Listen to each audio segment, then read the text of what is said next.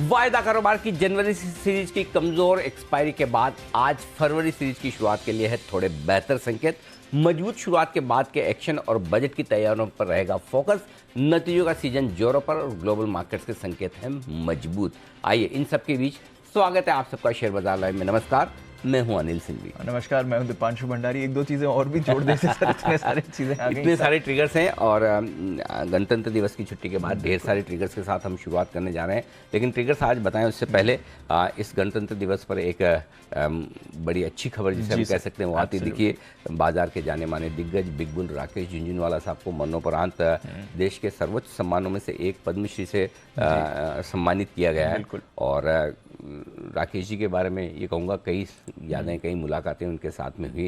लेकिन एक बात है, कई जो हिंदुस्तान में इक्विटी कल्चर बढ़ाने में उनका योगदान रहा, दो चीज़ों की वजह से उन्हें हमेशा याद किया जाएगा। एक ये कि उन्होंने लाखों करोड़ों निवेशकों को स्टॉक मार्केट के जरिए वेल्थ बनाने के लिए प्रेरित किया। क्योंकि जब आप निवेश करना चाहते हैं तो आप किसी न किसी को एक अपना आदर्श मानते हैं, उसकी तरह बनना है, उसकी तरह पैसा कमाना चाहते हैं। तो लोगों में एक पैसा कमाने की एम्बिशन जगाने का काम, शेयर बाजार के जरिए वेल्थ बनाने का काम किया जा सकता है, ये उन्होंने एक उम्मीद जताई। और उसी आज जो हम 11 करोड़ के आसपास डीमेट अकाउंट देखते हैं, इतने लाखों इन्वेस्टर्स देखते हैं, उनके पीछे एक ये बड़ी इंस्पिरेशन है।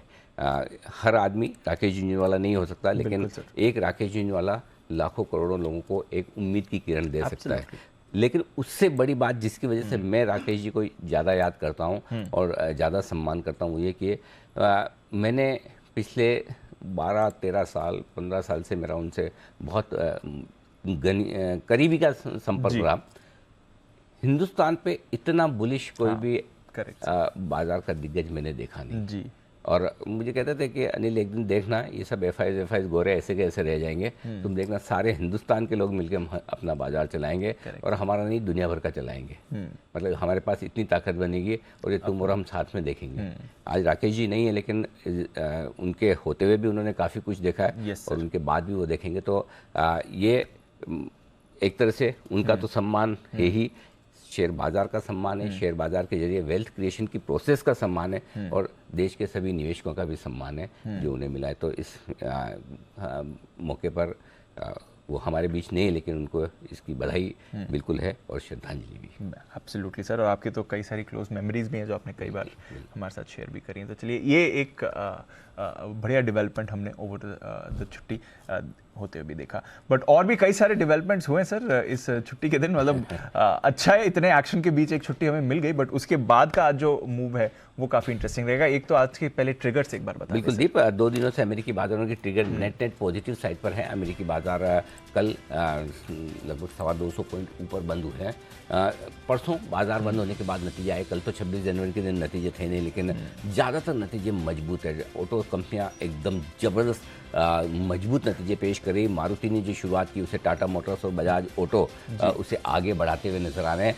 फार्मा शेयरों के नतीजे भी आए। आज दीप ये चीज़ बताना चाहता हूँ कि आज स्टॉक्स ऑफ द डे में बहुत दमदार एक्शन वाले, और मैंने छुट्टी के दिन काफ़ी मेहनत की है और काफ़ी रिसर्च और काफ़ी काम किया, नतीजों का दमदार विश्लेषण किया है जो आपके लिए मैं कहूँगा कि कमेंट्री से ज़्यादा आप स्टॉक ऑफ द डे का इंतजार कीजिए।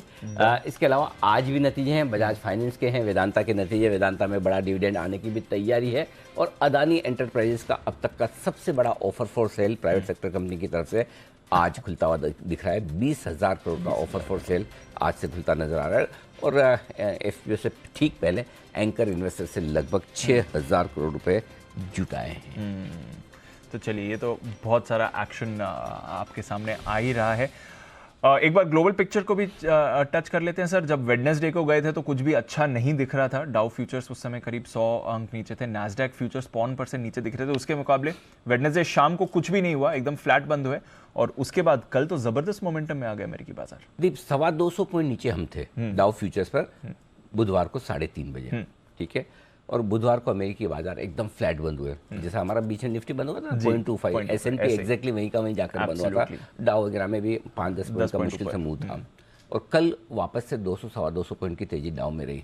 इंपॉर्टेंट ये नहीं है कि 225 पॉइंट की जो कमजोरी होनी थी उसके सामने 225 पॉइंट की कमजोरी, 225 पॉइंट की मजबूती, यानी कि आपको 450 पॉइंट की रिकवरी पर ट्रेड करना है। Yes sir. वो इम्पोर्टेंट नहीं, इम्पोर्टेंट उससे ज़्यादा एक फैक्टर मैं आपको बताना चाहता हूँ। आमतौर पर जब आप बाजारों को ट्रैक करते हैं तो आप सिर्फ इंडेक्स कितना बढ़ा है या कितना घटा, उससे आप वो फील ले ही नहीं सकते। अच्छा, भाव देखने में और भाव फील करने में बड़ा फर्क है। 4 दिनों के, पिछले 4 दिनों के डाउ के मूवमेंट को निकाल कर खोल के देखिए, 4 दिनों के मूव को। कल आपको 225 पॉइंट ऊपर दिख रहा है, परसों एकदम फ्लैट था, उसके 2 दिनों के पहले का मूव सोम मंगल का हम डिस्कस कर चुके हैं। चारों दिन एक बहुत इंटरेस्टिंग और बहुत बड़ी बात हुई अमेरिका में, जो आमतौर पर आपके नोटिस में नहीं आएगी।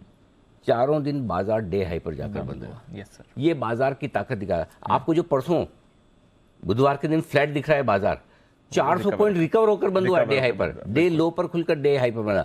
ये चौथा दिन है अमेरिकी बाजारों में जब डे लो पर खुलकर डे हाई पर बंद हो रहा है। बिल्कुल सर, यानी कि हर एक गैप को खरीदा जा रहा है। ये अमेरिकी बाजारों की ताकत है। हम है नहीं है वो हमारी अलग बात है, लेकिन अमेरिकी बाजारों की ये ताकत है। बिल्कुल सर, कि लगातार 4 दिन डे लो खुलकर डे हाई पर बंद होते हैं। और ये मजे की बात एक और क्या है दीप, ये ताकत डाउ में दिख रही है अब, जो पहले नेस्डेक में थी। राइट, तो नेस्डेक लीडरशिप लेकर पहले भाग चुका है, अब डाउ उस रैली को कैचअप कर रहा है। तो इसका मतलब क्या है, अब रोज तो डे लो पर खुलकर बंद नहीं हो सकते, रोज ऊपर भी नहीं जा सकते, लेकिन एक कंफर्ट आपको ये देता है कि गिरावट में खरीदारी की जगह है। राइट सर, एक लेवल से नीचे 300-400 पॉइंट डाउ किसी लेवल से नीचे आएगा तो कोई खरीदने को तैयार बैठा है। जी, एब्सोल्युटली। और दूसरी बात है कि करेक्शन तो चाहिए हर बार आपको, चाहिए, और वो करेक्शन आपको इंटरडे में भी मिल जाता है, तो क्लोजिंग बेसिस पे आपका करेक्शन नहीं हो रहा। राइट, तो नेक्स्ट डे के लिए आपको हिम्मत रहती है। अब वो अलग बात है जो नेक्स्ट डे की हिम्मत करके टेक्निकल चार्ट्स के लिहाज से देख के जाए कि आज तो बीटीएसटी का दिन है, नीचे गैप से खुलता है, स्टॉप लॉस ट्रिगर होता है, कोई एवरेज कर पाए तो अलग बात है। बट ओवरऑल आप देखेंगे तो अमेरिकी बाजारों में जो मूव बन रहा है वो एक अच्छी मजबूती का संकेत दे रहा है। नो डाउट थोड़ा एक तरफा भागने के बाद नेस्डेक अभी जैसे थोड़ा सा रुकने लगा है जी, डाउ भी कहीं रुकेगा, लेकिन इनहरेंट जो अंदर से जो ताकत है ना, वो स्क्रीन पे साफ नजर आ रही है कि हर गिरावट को अमेरिकी बाजारों में खरीदारी का मौका देखा जा रहा है। और जो हम पिछली बार बात भी कर रहे थे कि तेजी के मार्केट का संकेत ही सबसे ये है कि खराब खबर पे खरीदा जाता है, और मंदी के मार्केट का सबसे बड़ा संकेत है कि अच्छी खबर पर बेचा जाता है। तो अमेरिका में अब खराब खबरों पर खरीदारी का जो ट्रेंड शुरू हुआ है, उम्मीद करें बेहतर है। लेकिन मैं ये कहूँगा कि शुक्रवार की सुबह फरवरी सीरीज की शुरुआत, जो कि मैं हमेशा इस सीरीज को साल की सबसे अहम सीरीज इसलिए मानता हूं कि बजट होता है, इससे बढ़िया संकेतों की उम्मीद अगर आप करें तो आप ओवर ऑप्टिमिस्टिक हैं। बिल्कुल। तो ये बहुत बढ़िया संकेत है जो आपको मिल रहा है, न सिर्फ बाहर के संकेत बल्कि अब थोड़े हम घरेलू संकेतों की भी बात करेंगे, वो भी संकेत बहुत बढ़िया हैं। तो बताएं सर उनके बारे में भी, क्योंकि आज का सेटअप तो समझूंगा, बट उससे पहले क्योंकि वेडनेसडे को इतना मूड माहौल खराब हो गया था, लग रहा था कि अब रेंज फिर से नीचे की तरफ टूट सकती है, एक्सपायरी का भी रोल था, अब वो सेंटिमेंट भी सुधर सकता है 100%। आप देखिए, जो खबर अदानी ग्रुप के शेयरों को हिंडनबर्ग की शॉर्ट सेलर रिसर्च रिपोर्ट की वजह से आई, जिससे पहले वो शेयर टूटने लगे, उसके बाद पूरा बाजार का मूड खराब हुआ, बैंक्स ने उसके बाद फॉलोअप से सेलिंग दिखाई।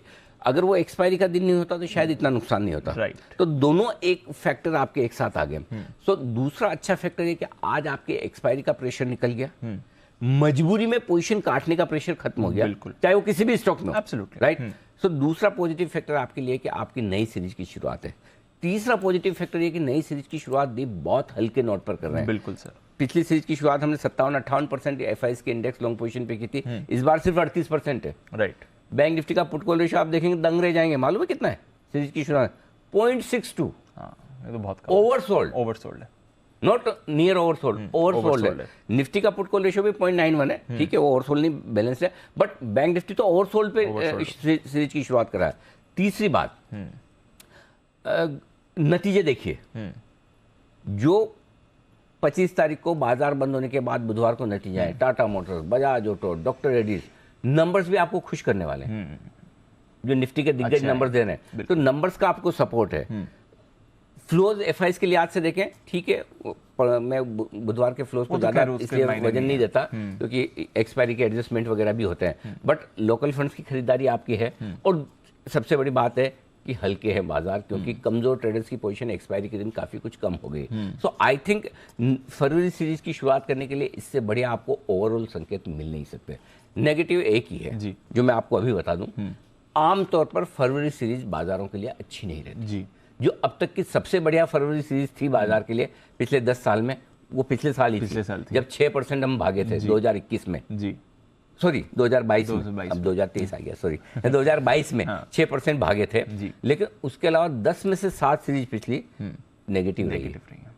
ओके, और गिरने में आमतौर पर 3 से 6% घटते हैं, तो बड़ी गिरावट भी आती है। बड़ी गिरावट। अब इस जनवरी सीरीज में हम 300 पॉइंट निफ्टी पर घटे हैं जी, 1600 पॉइंट बैंक निफ्टी पर घटे हैं, तो कमजोर होकर थोड़े हल्के होकर जा रहे हैं। ये एक सपोर्ट 2021 की सीरीज अच्छी थी सर, आई थिंक 2021 की सीरीज, हाँ सीरीज 2021 की अच्छी, क्योंकि तब वो फिस्कल डेफिसिट टारगेट को बढ़ा दिया था आपने, वो किया था। सो ओवरऑल बट पिछले 10 सालों में ट्रेंड तो खराब थी, माफ कीजिए, सही बोला था 2021 की सीरीज, 2021 की सीरीज 6% बढ़ी थी, वो एक एक्सेप्शन था। अदरवाइज जनरली आपको फरवरी सीरीज में बहुत ज्यादा पैसा बनता नहीं बनता। और क्यों नहीं बनता, उसका रीजन एक ही है कि बजट से पहले और बजट के बाद की पोजीशनिंग पर आपको फोकस करना होता है। तो इस सीरीज में भी जो जनवरी सीरीज की तरह, जनवरी सीरीज में हमने क्या कहा था कि हम बहुत अंदाजा नहीं लगाना चाहते कि कहाँ जाएगा। आप देखिए जनवरी सीरीज में आप आखिरी दिन 225 पॉइंट निफ्टी पर घटे हैं, करेक्ट, बुधवार को 225 पॉइंट, अगर उस फॉल को हटा दो तो आप पूरी सीरीज में कितने घटे, 75 पॉइंट। बैंक निफ्टी आखिरी दिन 1100 पॉइंट घटे हैं, उस 1600 पॉइंट की टोटल गिरावट है जनवरी सीरीज में, उसको हटा दो तो कितने घटे, 500 पॉइंट। तो अगर 75 पॉइंट और 500 पॉइंट की कमजोरी हो पूरी सीरीज में, नेट निफ्टी बैंक निफ्टी में, एक दिन का एक्सेप्शन छोड़ दे तो फिर सीरीज ने किया ही क्या है, राइट।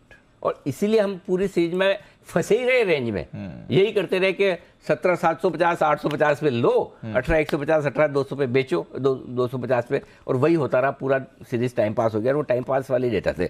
अब जहां तक फरवरी सीरीज का सवाल है, मैं फरवरी सीरीज का भी आपको एग्जैक्ट क्लियर कट इसलिए नहीं बताना चाहता क्योंकि फरवरी सीरीज में हमेशा इस बात पर बहुत डिपेंड करता है कि बजट कैसा आएगा। आमतौर पर बजट वाली सीरीज बाजार के लिए बहुत अच्छी नहीं रहती है। क्या इस बार अच्छी रहेगी? हर बार की तरह इस बार भी हम कम एक्सपेक्टेशन में जा रहे हैं। Correct sir. अगर बजट में किसी तरह का कोई कैपिटल गेन टैक्स के साथ छेड़छाड़ नहीं हुई तो उसको हम अच्छा मान लेंगे। वित्तीय घाटे को लेकर बाजार बहुत ज्यादा चिंतित नहीं है। डर एक ही है कि इलेक्शन के पहले का बजट है और कहीं कोई पॉपुलिस्ट मेजर्स ये ज्यादा आगे कर गए तो इसलिए इस सीरीज में क्या होगा इसका अंदाज लगाना है, या यूं माने कि इस सीरीज की शुरुआत आप है ना 1 तारीख को बजट के बाद से समझो, राइट। वो अप्रोच ज्यादा है। तब हम देखेंगे कि इस तो हम 2 फरवरी को ज्यादा अच्छे से विश्लेषण करेंगे अभी बचे हुए समय के लिए इस सीरीज का आउटलुक क्या है। तो इसको 2 टुकड़ों में बांट लीजिए। एक अब से लेकर 1 फरवरी को 11 बजे तक ये आपकी सीरीज है जहां पर रुझान ब्रॉडली रेंज बाउंड से हल्का पॉजिटिव रहेगा, राइट। ठीक है। बजट के बाद जो होगा बजट के बाद देखेंगे। तो इस तरह से इस सीरीज को अप्रोच करें ताकि आप सेफ रहेंगे। But on the whole in general अगर आप देखें तो फरवरी सीरीज बाजार के लिए आमतौर पर बहुत अच्छी नहीं रहती। नेगेटिव साइड पर ज्यादा होती है, पॉजिटिव साइड पर कम। पिछले 10 सालों का ट्रेंड ये है, ठीक है। बाकी जो सीरीज की शुरुआत कर रहे हैं, निफ्टी का ओपन इंटरेस्ट, बैंक निफ्टी का ओपन इंटरेस्ट जस का तस से कोई खास फर्क नहीं है। एफआई ने इंडेक्स लॉन्ग पोजीशन बहुत हल्की की है, ये एक अच्छा पॉइंट है कि होगा तो बेचेंगे। आपकी पोजीशन ही कम है तो बेचोगे क्या? तो बिकने की थोड़ी सी जगह आपके लिए कम हो जाती है। 38% इंडेक्स लॉन्ग पोजीशन पर जा रहे हैं, हल्के हैं, और सामने बजट है। बजट अगर अच्छा आ गया तो शॉर्ट काटने खरीदने भी आएंगे, राइट, करेक्ट। और खराब आ गया तो है नहीं ज्यादा तो बेचेंगे क्या, करेक्ट, है ना। सो इस जितना चाहे वो एफआईज हो चाहे हमारे लोकल ट्रेडर्स हो, सीरीज में घुसने के पहले आप जितने हल्के जाएं उतना आपके लिए बेहतर है। ठीक है सर, आज का भी सेटअप समझेंगे सर। उससे पहले क्योंकि वायदा बाजार की बात निकल कर आई है, एक इंटरेस्टिंग रिपोर्ट सेबी की तरफ से भी आई है सर, उस पर भी आपकी राय लेनी थी।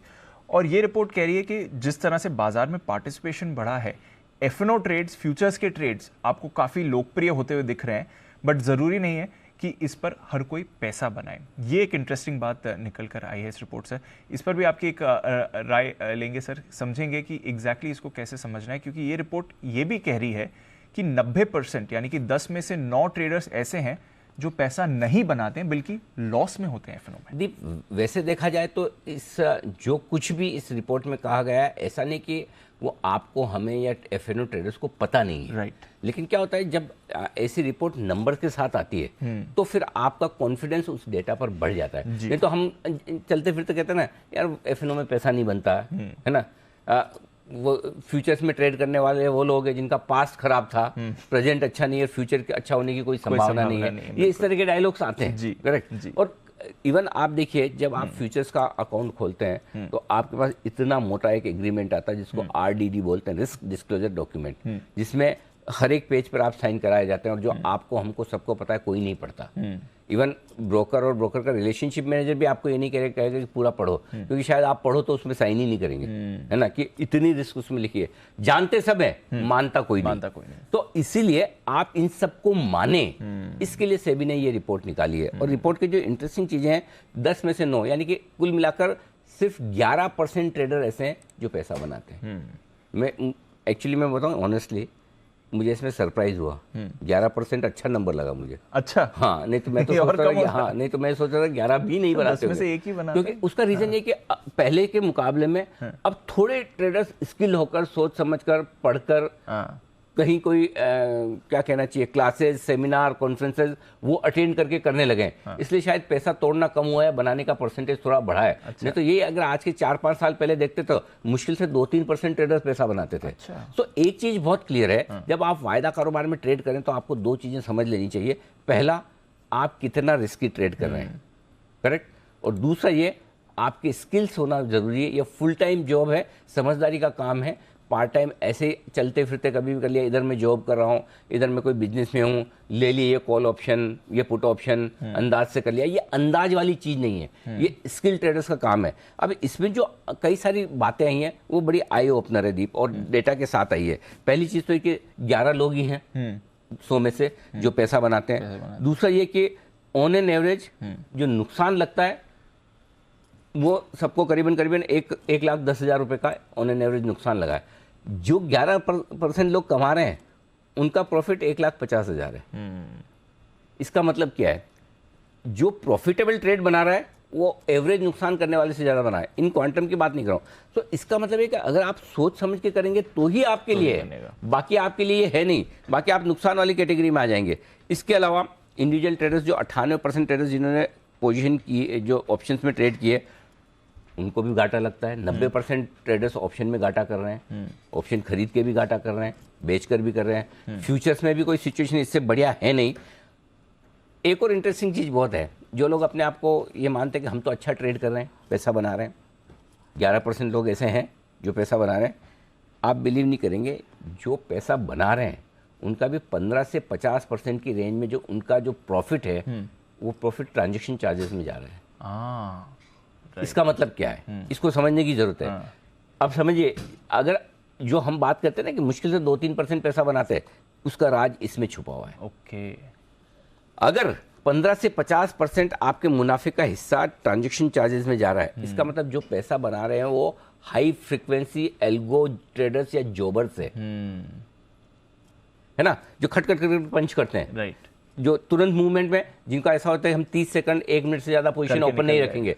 सो वो ट्रेडर नहीं है, वो स्कैल्पर्स हैं, जोबर्स हैं। बिल्कुल, तभी तो उतना ट्रांजैक्शन चार्ज दे रहे हैं। बिल्कुल, बाकी तो ऑप्शंस में ट्रांजैक्शन चार्ज नहीं के बराबर है, इसीलिए लोग ऑप्शन में ज्यादा ट्रेड करते हैं। बिल्कुल, मार्जिन कम है। अगर आप ऑप्शन बायर है तो सिर्फ प्रीमियम देनी होती है, इसलिए लोग ऑप्शन में ज्यादा ट्रेड कर रहे हैं, कम मार्जिन के चक्कर में। लेकिन उसमें भी अगर ये स्टडी हो कि स्कैल्पर्स और जोबर्स कितना बना रहे हैं, तो फिर जो बचे हुए एफएनओ ट्रेडर्स हैं वो 10 में से 9 भी नहीं मिलेंगे आपको।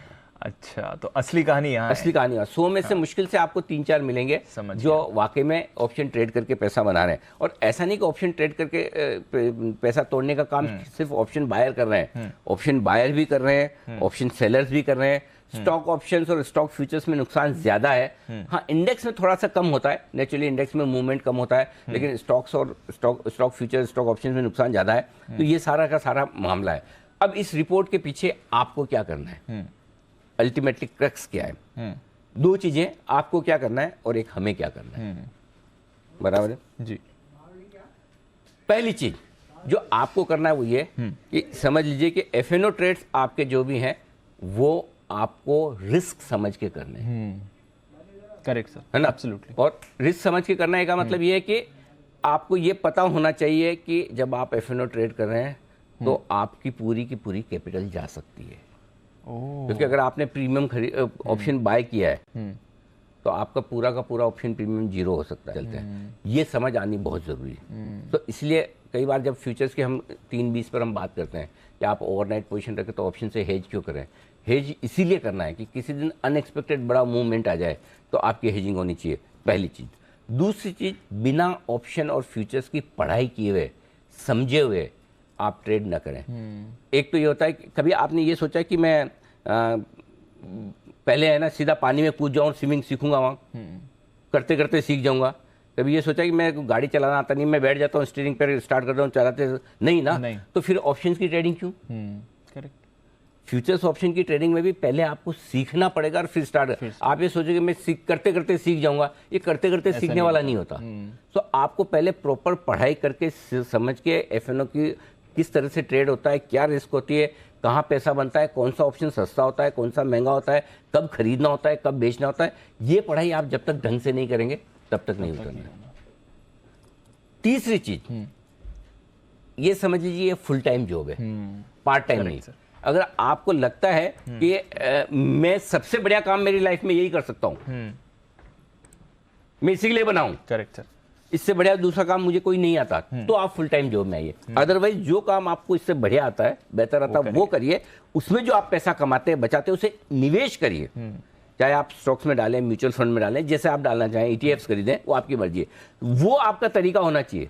लेकिन आपको लगता नहीं मैं पैदा ही इसीलिए हूं और मेरे में वो पैशन है, हो सकता है, कोई बड़ी बात नहीं, होना भी चाहिए। दुनिया में बहुत सारे ऐसे लोग हैं जो फुल फ्लेज ट्रेडर्स हैं। और एक जमाना था, आज से 7-8-10 साल पहले तो ट्रेडर्स होना मतलब एक तरह से उसको गाली समझा जाता था, कैरेक्टर लूज सीरियसली नहीं लेता था। आज ट्रेडर्स को रेस्पेक्ट से देखते हैं कि हाँ, ट्रेडिंग भी एक प्रोफेशन है और कोई दिक्कत वाली बात नहीं। लेकिन आपको ये समझ में आना चाहिए, हाँ यही काम मैं सबसे बढ़िया करना चाहता हूँ और करता हूँ, ये मेरा पैशन है, तो वो फुल टाइम है। फिर आपको सारे डेटा पढ़ने होंगे, समझने होंगे, स्क्रीन के मूवमेंट देखने होंगे, एफएनओ डेटा, चार्ट, ये सारी चीज़ें आपके पास होनी चाहिए। बिना हथियार के युद्ध में जाएंगे तो मर के ही आएंगे। बिल्कुल, तो ये सारी चीज़ें कहें। अब ये तो सारी चीज़ें इन लोगों के लिए। अब हम क्या कर सकते हैं, जो मैं अपनी तरफ से हमारे दर्शकों को बताना चाहता हूँ। नेचुरली एफएनओ मार्केट है, वायदा कारोबार है, ट्रेड होता है, सब करते हैं, रेस्ट्रिक्शन किसी पर भी नहीं है। अगर इतने ही खराब है सब कुछ है तो एफएनओ ट्रेड होंगे ही नहीं, बंदी हो जाएंगे। लेकिन रिटेल के लिए भी है। हम एक काम करेंगे, हम हमारी तरफ से एक डिस्क्लोजर की शुरुआत कर रहे हैं। वो डिस्क्लोजर की शुरुआत ये होगी कि जब भी आप एफएनओ ट्रेड करेंगे, हम आपको एक डिस्क्लोजर देंगे, जब भी रिकमेंडेशन होगी कि भाई इसमें बहुत ज़्यादा रिस्क है, रिस्क समझ कर करें, आपका पूरा पैसा जा सकता है, राइट, और आप स्किल हैं, आप एक्टिवली ट्रेड कर सकते हैं तो ही करें। ये निवेश नहीं है, ये ट्रेडिंग है। और ट्रेडिंग में पैसा आने और जाने की संभावनाएं बराबर होती है, जाने की ज़्यादा होती है, आने की कम होती है। उस रिस्क को समझ के आप एफएनओ ट्रेड करें। ये एज ए रेस्पॉन्सिबल और जागरूक चैनल होने के नाते हम हमारे दर्शकों को इस तरह की डिस्क्लेमर देने की शुरुआत कर रहे हैं। हम हमारी तरफ से कर रहे हैं, जो सोमवार से हम शुरुआत कर देंगे, ताकि क्या है कि ठीक है, अब उसके बाद भी हर सिगरेट के पैकेट पे वैधानिक चेतावनी लिखी है, उसके बाद भी जिसको पीना है पीता है। बिल्कुल, हम भी एक चेतावनी दे रहे हैं, उसके बाद भी जिसको करना है, क्योंकि मार्केट है, ट्रेड होता है, सिगरेट है, ऑफिशियली बिकती है, आपको अपनी सावधानी रखनी, आपको करना है या नहीं करना है। तो एंड ऑफ डे जिम्मेदारी उस पर है जो कर रहा है। हमारा काम है आपको जागरूक करना, चेताना, वो हम कर रहे हैं, ये हम कर सकते हैं। लेकिन कुल मिलाकर सेबी की तरफ से जो रिपोर्ट आई है, कम से कम ये एक अच्छी बात यह है कि लोगों को और जागरूक करेगी। और अच्छी रिपोर्ट, अच्छी रिसर्च की हुई रिपोर्ट, अच्छे डेटा के साथ है, तो इसके लिए सेबी को बधाई भी है। और ऐसी अच्छी रिपोर्ट का स्वागत भी है जो लोगों के लिए आंखें खोलने का काम करें जिनकी नहीं खुली हो। बिल्कुल, डेफिनेटली। तो चलिए, बहुत अच्छे से आपने समझाया और ये जो हिडन पॉइंट्स थे इस रिपोर्ट के वो काफ़ी अच्छे से सामने आए। आइए सर, फिर आज की सीरीज़ की करते हैं शुरुआत। आज के ट्रेड सर आपसे जानना चाहूँगा, हीरो स्टॉक्स पर भी आपसे करनी है बातचीत। ग्लोबल संकेत पॉजिटिव साइड पर हैं, एफआईज के संकेत नेगेटिव हैं, वायदा कारोबार के संकेत पॉजिटिव हैं। वायदा कारोबार के मैंने पॉजिटिव रखे हैं, ध्यान से सुनना, आप ऐसे हल्के में मत लीजिए।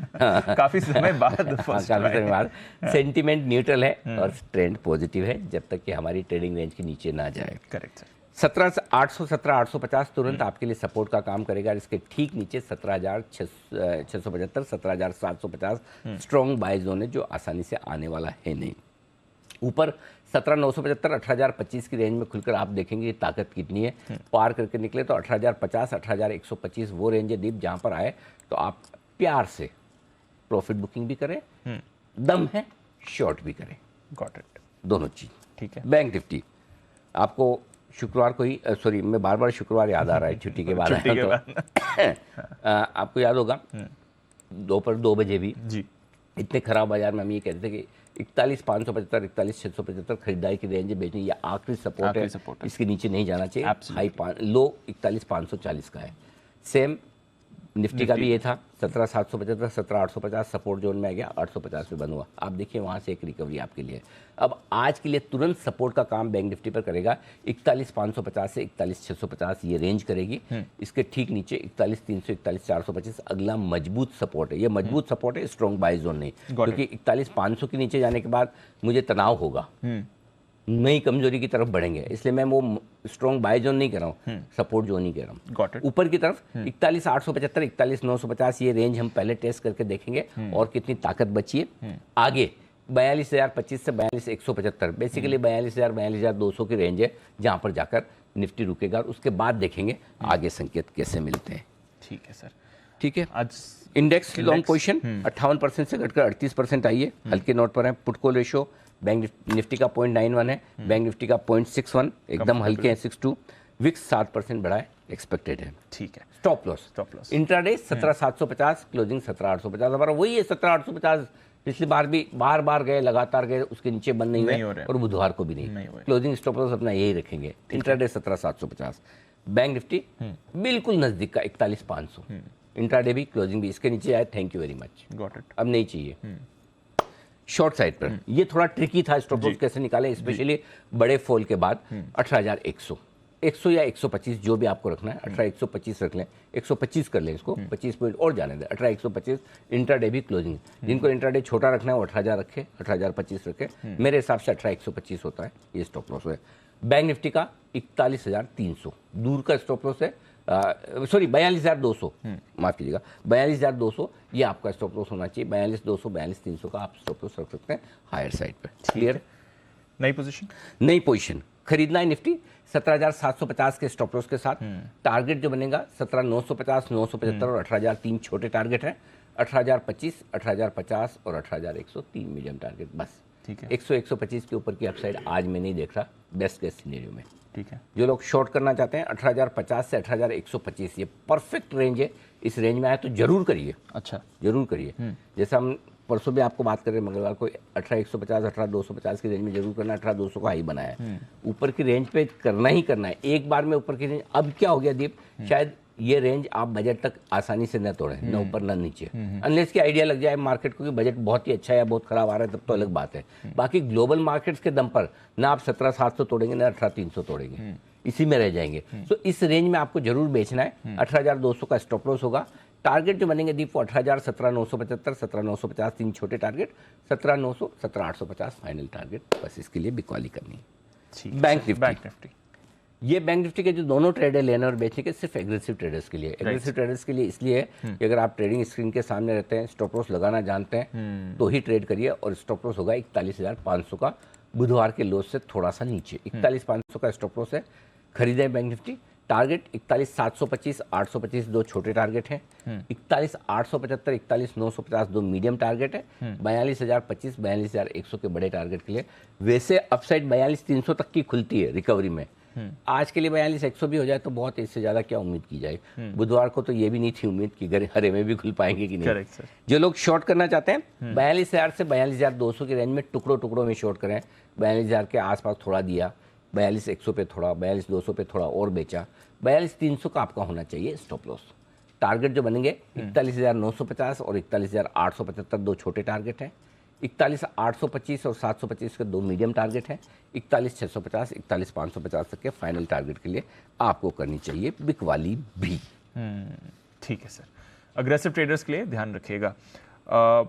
वैसे तो एफ डेटा आपने कहा उतना वो नॉट वर्थ डिस्कसिंग। ये तो मेरा सीरीज के पहले दिन का डायलॉग है, आई विल नॉट टच। ठीक है, चलिए। बट एक इंटरेस्टिंग चीज है, यूजुअली हम स्टॉक ऑफ द डे का बिगुल बजाते हैं, बट आज स्टॉक्स ऑफ द डे आ रहे हैं। ढेरों स्टॉक्स जो अनिल जी के रेडार पर है।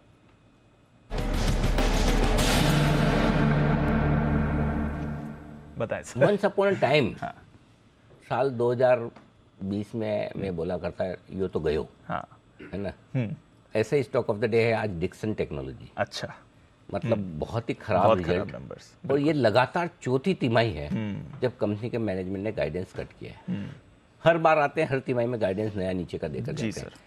3%, 3.5%, 2.5% के मार्जिन पे कंपनी कैसे सस्टेन करेगी, कब तक करेगी पता नहीं। अब जो कुछ भी है ना, चाइना और बाहर के बाजारों से ग्रोथ आ रही थी ना, अगर इस कंपनी ने अपनी ग्रोथ इंडियन मार्केट में, इंडियन मैन्युफैक्चरिंग सेक्टर पर शिफ्ट नहीं की तो बहुत भारी पड़ेगा। तो डिक्सन जो एक ज़माने में डार्लिंग स्टॉक होता था, अगर आज मतलब अच्छी खासी गिरावट हो जाए, मतलब अच्छी खासी गिरावट से मेरा मतलब है जितना आप सोच सकते हैं खराब से खराब, उससे ज़्यादा गिर जाए तो बड़ी बात नहीं।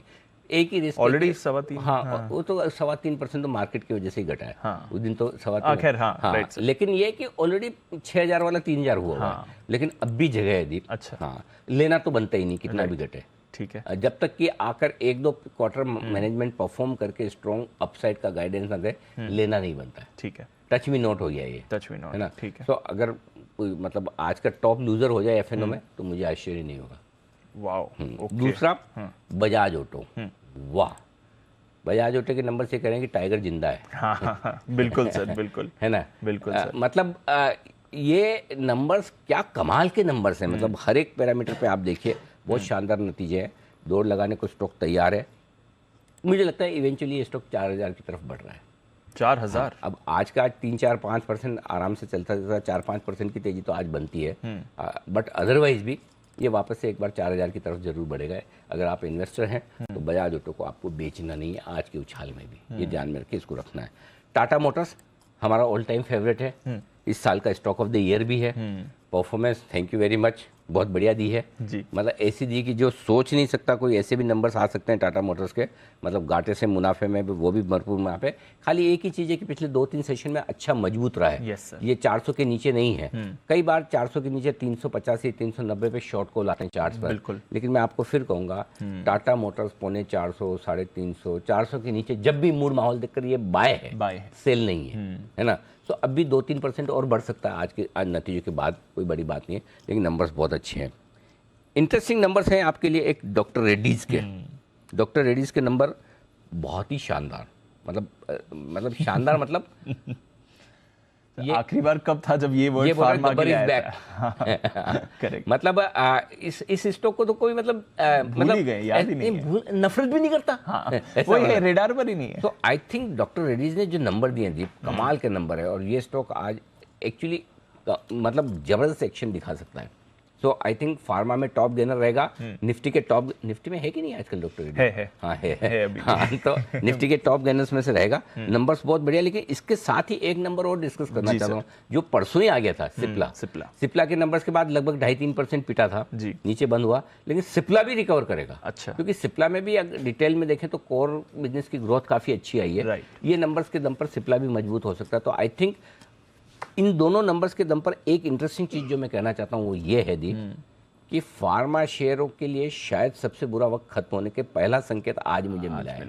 Right sir. तो हम अब तक जो फार्मा शेयरों पर अंडर परफॉर्मेंस, खराब, बिल्कुल बेकार, उससे हम अब न्यूट्रल से पॉजिटिव होना शुरू करेंगे।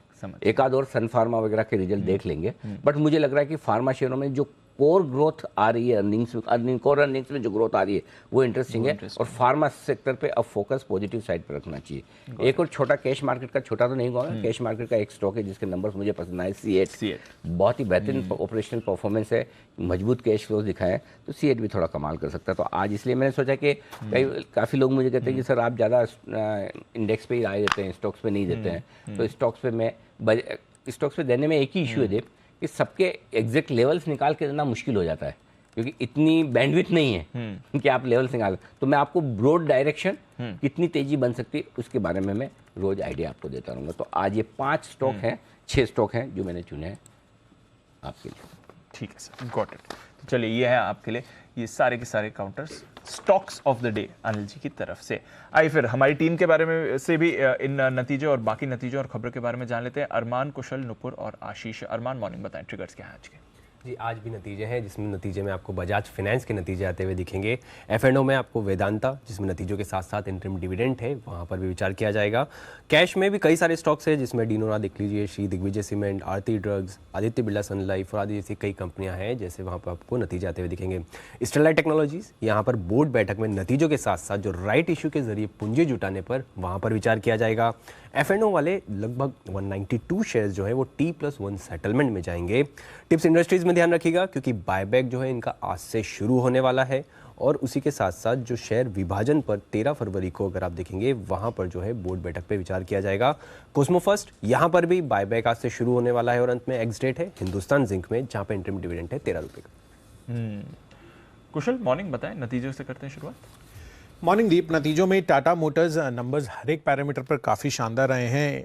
इनफैक्ट आय फ्रंट पर 88,490 करोड़ रुपए का रेवेन्यू कंपनी ने दर्ज किया है। 82,710 करोड़ का हमारा अनुमान था। साथ ही कामकाज मुनाफा 43% तक की ग्रोथ रही है, 9,644 करोड़ पर 8,850 करोड़ रुपए का यहाँ पर भी एस्टिमेट लगाकर चल रहे थे। मार्जिन्स के लिहाज से लगभग 11% की मार्जिन्स कंपनी ने क्लॉक इन की है 10.7% के एस्टिमेट्स के हिसाब से, और मुनाफा लगभग कंपनी ने 3,000 करोड़ रुपए का डाला है, जबकि पिछले साल यही आंकड़ा 1,516 करोड़ रुपए का घाटा आता हुआ दिखा था। इंटरेस्टिंग बात यह है कि 7 तिमाहियों के बाद कंपनी अब प्रॉफिट के ट्रैक पर लौटती हुई दिख रही है। साथ ही जेएलआर की गाइडेंस में कोई बदलाव नहीं है पूरे साल के लिए, और आगे चलकर यहाँ पर जो डिमांड है जेएलआर व्हीकल्स की चाइना में और खासकर पैसेंजर व्हीकल्स डोमेस्टिक लेवल पर जो मांग है वो बरकरार रहने की उम्मीद लगाकर चल रहा है मैनेजमेंट। साथ ही बजाज ऑटो नंबर्स यहाँ पर भी बीट ऑन ऑल एस्टिमेट्स हैं। मार्जिन 19%, 17.8% का अनुमान था। मुनाफा 1,500 करोड़ पर आता हुआ दिख रहा है, 1,365 करोड़ का यहाँ पर भी हम एस्टिमेट लगाकर चल रहे थे। एबिडा ऑल टाइम हाई पर आता हुआ दिखा है।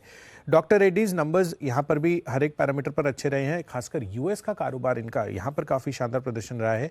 मार्जिन्स 29%, 24.6% के एस्टिमेट के मुकाबले। मुनाफा 874 करोड़ का एस्टिमेट था हमारा, लगभग 1,250 करोड़ का आंकड़ा कंपनी ने दर्ज किया है।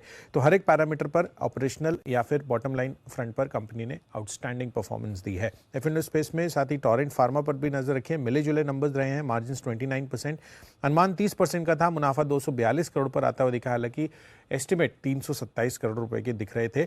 आय फ्रंट पर कंपनी ने एस्टिमेट से बेहतर साइड पर प्रदर्शन किया है। तो मिले जुले नंबर्स टॉरेंट फार्मा की तरफ से, और साथ ही आपको 2 और स्टॉक्स हैं जिसमें डिक्सन टेक डिसअपॉइंटिंग क्वार्टर रहा है।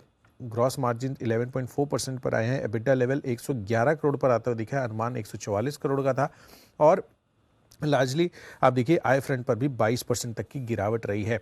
मुनाफे के लिहाज से 52 करोड़ का मुनाफा कंपनी ने दर्ज किया, अनुमान 84 करोड़ रुपए का था। अंत में डीएलएफ रेवेन्यू और एबिडा तो इन लाइन आते हुए दिखे हैं, हालांकि जो मार्जिन्स और मुनाफा है वो स्लाइटली वीकर देन एस्टिमेट्स दिख रहे हैं। 31.9% के मार्जिन्स आए हैं, 32.6% का एस्टिमेट था। 560 करोड़ रुपए का मुनाफे के मुकाबले एस्टिमेट के मुकाबले 518 करोड़ का कंपनी ने ये मुनाफा दर्ज किया है। तो largely DLF inline numbers 2 parameters पर बॉटम लाइन पर थोड़ा सा अंडर परफॉर्मेंस है। ओके नूपुर, मॉर्निंग बताएं, आपके पास कौन से नतीजे हैं? Good morning. सबसे पहले हमारा राजा बैटरी से शुरुआत करते हैं। काफ़ी स्ट्रॉन्ग क्वार्टर रहा है कंपनी के लिए। Q3 की बात करें तो जो कंपनी की आय है वो करीबन 11.5% से इस बार बढ़कर आई है। मार्जिन्स में इंप्रूवमेंट है, 12% के थे पिछले साल, जो इम्प्रूव होकर इस बार 15% के आसपास आए। और मुनाफा भी देखें तो करीबन 53% की ग्रोथ वहाँ पर दिखेगी, 223 करोड़ के आसपास आते दिखा है। कंपनी ने अपनी सब्सिडरी की सेल को भी अप्रूवल दिया और 167 करोड़ में इस डील को किया जाएगा। चेन्नई पेट्रो, जहाँ पर जो कंपनी की आय है वो करीबन 18% से इस बार घटकर आई है पिछले क्वार्टर की कंपैरिजन में, लेकिन जो मार्जिन है वहाँ पे इंप्रूवमेंट है, 1.1% से बढ़कर 2.7% के आते दिखे। और जो प्रॉफिट्स है वहाँ पर भी करीबन काफ़ी ज़्यादा ग्रोथ है, 28 करोड़ से बढ़कर 143 करोड़ के आसपास आते दिखे। टाटा एलेक्सी, जहां पर जो कंपनी की आय है वो करीबन 7% की ग्रोथ दिखेगी। मार्जिन्स में भी इंप्रूवमेंट है, 29.5% से बढ़कर इस बार 30% के मार्जिन्स, और जो प्रॉफिट्स है वो भी करीबन 12% की ग्रोथ वहां पर आई है। टाटा स्टील लॉन्ग प्रोडक्ट्स, यहाँ पे जो परफॉर्मेंस रही है Q3 की वो काफ़ी कमज़ोर है, क्योंकि कंपनी की आय तो हालांकि 7% से बढ़कर आई है, लेकिन जो काम का जो मुनाफा था वो करीबन 70% से गिरकर 67 करोड़ के आसपास आते दिखा है। मार्जिन्स में काफ़ी शार्प फॉल है, 15% से गिरकर 4% के आसपास आते दिखे। ऑटोमोटिव स्टैंपिंग की भी बात करें तो यहाँ पे जो परफॉर्मेंस है Q3 की पिछले साल के कंपैरिजन में काफ़ी बढ़िया है और काफ़ी स्ट्रॉन्ग है। 19% से कंपनी की आय इस बार बढ़कर आई है। मार्जिन्स भी देखें तो 100 बेसिस पॉइंट का इंप्रूवमेंट है, 3% से बढ़कर इस बार 4.2% के आसपास आते दिखे। एक्विटास होल्डिंग यहाँ पर Q3 की परफॉर्मेंस स्टैंड अलोन बेसिस पे इतनी कुछ खास नहीं है, क्योंकि कंपनी की आय करीबन 12% से इस बार कम होकर आई है। कामकाजी मुनाफा भी देखें तो इस बार 3.1 करोड़ के आसपास आते दिखा है, और पिछले साल एक्सेप्शनल एक्सपेंस था, उसके चलते कंपनी ने लॉस किया था। ओके, तो ये है आपके लिए नतीजे। अरमान, कुछ नतीजे आपके पास भी हैं, बताएं इनके बारे में। बिल्कुल। तिरुमलाई केमिकल्स के यहाँ पर अगर आप नतीजे देखेंगे, आय में आपको लगभग 6% की गिरावट दिखेगी। मार्जिन्स जो है, मार्जिन्स काफ़ी गिर कर आए हैं, 21.4% से गिरकर लगभग 5.8% पर आते हुए दिखे हैं। ब्लू डार्ट एक्सप्रेस, यहाँ पर आपको मिक्स सेट ऑफ नतीजे दिख रहे हैं। आय लगभग अगर आप देखेंगे 6.5% के आसपास बढ़कर आई है। मार्जिन्स में आपको कटौती दिखेगी, 21.8% से गिरकर 17% के आसपास जो है वहाँ पर आते हुए दिखे हैं। सीएट कंपनी जो घाटे से कंपनी जो मुनाफे में आती हुई दिखी है, आय में लगभग 13% की बढ़त है, और मार्जिन्स में काफ़ी बढ़िया आपको इंप्रूवमेंट दिख रहा है, 5.6% से बढ़कर 8.7% पर आते हुए दिखे हैं, और जो पिछली बार 20 करोड़ का घाटा था, इस बार लगभग 35 करोड़ का आपको मुनाफा दिखेगा। वीआईपी इंडस्ट्रीज की बात करें तो यहाँ पर आय लगभग 33% के आसपास जो है बढ़कर आई है।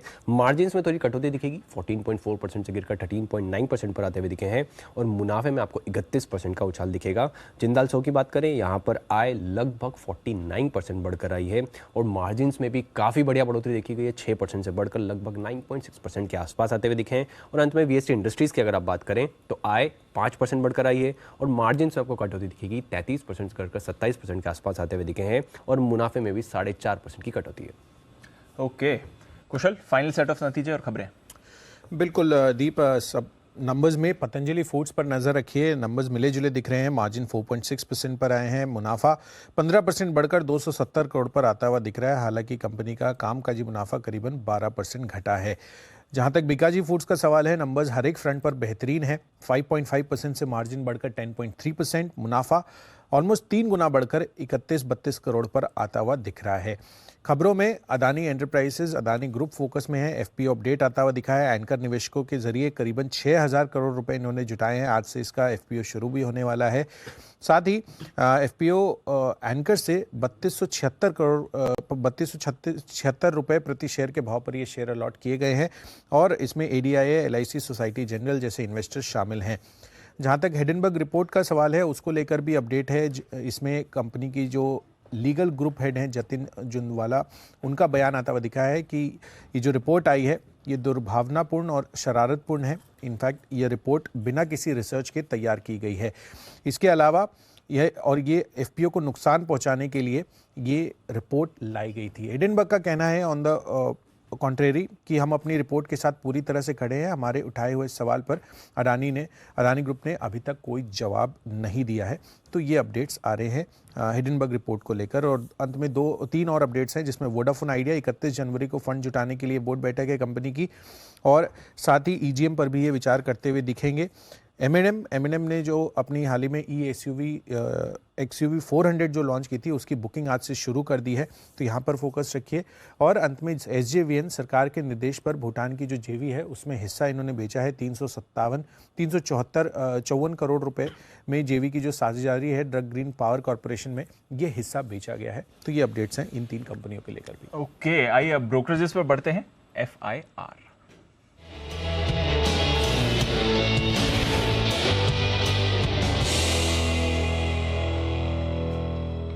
मॉर्निंग आशीष, पहले तो नतीजों पर टॉप ब्रोकरेजेस क्या हैं ये बताएं। Good morning Deepanshu. देखिए, बजाज ऑटो के साथ शुरुआत करते हैं। यहाँ पर ब्रोकरेज हाउस को नतीजे काफ़ी बढ़िया लगे हैं। इनफैक्ट सीएलएस से अगर आप देखें तो खरीदारी की राय को बरकरार रखे और लक्ष्य भी इन्होंने बढ़ाया, 4454 से बढ़ाकर 4619 रुपये कर दिया। और मान रहे कि लिहाज से देखें तो नतीजे काफ़ी बढ़िया देखने को मिले। 6% इनके अनुमान से बेहतर यहाँ पर नतीजे आए हैं। जेपी मॉर्गन ने तो रेटिंग को कर दिया अपग्रेड। पहले न्यूट्रल की राय थी, अब ओवरवेट की रेटिंग दे रहे हैं। लक्ष्य पे अगर आप देखें तो 3865 से बढ़ाकर 4400 कर दिया है। मॉर्गन स्टैनली ने ओवरवेट की रेटिंग को बरकरार रखा और लक्ष्य 4258 से बढ़ाकर 4449 कर दिया है।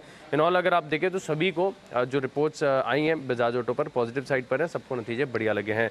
टाटा मोटर्स एक और ऑटो स्टॉक है जो आपके रडार पर रहना चाहिए। यहाँ पर भी अगर आप देखें तो नतीजे ब्रोकरेज ब्रोकरेज हाउस को बढ़िया लगे हैं और मान रहे हैं नोमेरा की यहाँ पर जो चिप सप्लाई में बढ़त देखने को मिली है, इसका फायदा JLR को देखने को मिलेगा और 7 क्वार्टर के हाई पर है एबिटा। जेफरीज मेंशन कर रहे हैं कि काफ़ी बढ़िया ग्रोथ आपको एबिटा लेवल पर भी देखने को मिली है। JP मॉर्गन ने न्यूट्रल की रेटिंग को बरकरार रखा और लक्ष्य 400 से बढ़ाकर 415 कर दिया है। CLSA ने खरीदारी कराई दी है, लक्ष्य में थोड़ी सी बढ़ोतरी की है, 512 से 524 रुपये कर दिया, माफ़ कीजिएगा। और जेफरीज खरीदारी किराए को बरकरार रखे और लक्ष्य 540 से बढ़ाकर 565 कर दिया है। सिप्ला एक और स्टॉक है जो नतीजों पर रिएक्शन देगा। यहाँ पर भी देखें तो ब्रोकरेज हाउस की तरफ से अच्छी रिपोर्ट आई है, लेकिन सिर्फ जेफरीज ऐसे जिन्होंने अपनी रिपोर्ट में मेंशन ये किया है कि जो एबिटा कंपनी ने दर्ज किया है वो इनके अनुमान से 6% कम है। बाकी अगर आप देखें तो मॉर्गन स्टैनली ने इक्वल वेट की रेटिंग को बरकरार रखा है, 1336 रुपये के लक्ष्य ले। HSBC खरीदारी की राय दे रहे हैं, लक्ष्य जो इन्होंने 1350 से घटाकर 1240 कर दिया। मैक्वारी ने आउट परफॉर्म की रेटिंग दी है, लक्ष्य थोड़ा सा इन्होंने भी कट किया, 1265 से घटाकर 1235 रुपये कर दिया है। डॉक्टर रेड्डीज एक और फार्मा स्टॉक रडार पर रहना चाहिए। यहाँ पर भी ढेर सारी रिपोर्ट्स हैं। मॉर्गन स्टैनली ओवरवेट की रेटिंग को बरकरार रखे हुए हैं, 5099 रुपये के लक्ष्य लिए। सिटी ने खरीदारी कराई दी है, 5170 रुपये का लक्ष्य दिया है और मान रहे हैं कि यहाँ पर ग्रोथ अच्छी देखने को मिली, खासतौर पर एबिटा लेवल पर नतीजे बढ़िया है और जो मोमेंटम है वो आगे भी जारी देखने को मिलेगा। गोल्डमैन सैक्स न्यूट्रल की रेटिंग को बरकरार रखे हुए हैं, लक्ष्य इन्होंने 4535 से बढ़ाकर 4575 कर दिया। तो ये तो रही टॉप रिपोर्ट्स। और कौन सी रिपोर्ट्स हैं आशीष? जो और ढेर सारे नतीजे हैं, रिपोर्ट्स तो बहुत सारी है मेरे पास। डिक्सन टेक यहाँ पर देखिए मॉर्गन स्टैनली अंडरवेट की रेटिंग को बरकरार रखे, 3364 की क्लोजिंग है, 2481 का लक्ष्य दिया है। जेफरीज खरीदारी की राय दे रहे हैं, लेकिन लक्ष्य इन्होंने भी घटाया, 5100 से घटाकर 4840 कर दिया है। और क्रेडिट स्विस ने तो रेटिंग को कर दिया डाउनग्रेड, पहले आउट परफॉर्म की रेटिंग दिया करते थे, अब न्यूट्रल की रेटिंग दे रहे हैं। और लक्ष्य भी देखिए काफ़ी भारी भरकम काटा है, 4500 से घटाकर सीधे 3300 कर दिया, तो यहाँ पर आपको इम्पैक्ट देखने को मिलेगा। टोरेंट फार्मा सिटी खरीदारी की राय देना, 1860 रुपये का लक्ष्य दिया। जेफरीज ने होल्ड की रेटिंग दी है और लक्ष्य 1620 से बढ़ाकर 1650 कर दिया है। IGL पर भी नजर रखेगा क्योंकि मॉर्गन स्टैनली ओवरवेट की रेटिंग को बरकरार रखे हुए, करीब 480 रुपये के लक्ष्य के लिए। DLF पर मॉर्गन स्टैनली ओवरवेट की रेटिंग दे और 417 रुपये का लक्ष्य इन्होंने दिया है। हमारा राजा JP मॉर्गन न्यूट्रल की रेटिंग को बरकरार रखे हुए, लक्ष्य 620 से बढ़ाकर 650 कर दिया है।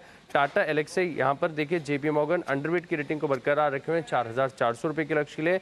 और अंत में बजाज फाइनेंस, यहाँ पर भी नजर रखिएगा क्योंकि जेफरीज की तरफ से जो है रेटिंग का अपग्रेड आ गया है, पहले होल्ड की राय दिया करते थे, अब खरीदारी की राय दे रहे हैं और लक्ष्य लेकिन इन्होंने काटा है, 8160 से घटाकर 7280 कर दिया है, 5796 की क्लोजिंग है। लेकिन इंपॉर्टेंट हाईलाइट ये कह रहे हैं कि तीसरी तिमाही के जो अपडेट्स आए थे इसके बाद स्टॉक में बड़ा रिएक्शन देखने को मिला, करेक्शन आ गया है और इस करेक्शन के बाद ये जो स्टॉक की वैल्यूएशन है अपने लॉन्ग टर्म एवरेजेस के नियर आ गई है, इसके चलते इन्होंने रेटिंग को किया है अपग्रेड।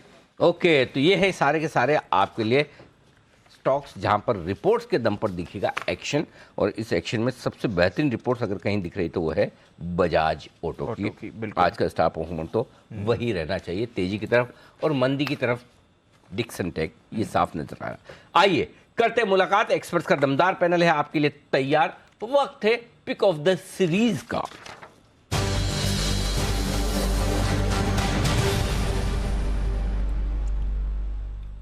पूरी दुनिया भर में धूम मचा रही है RRR।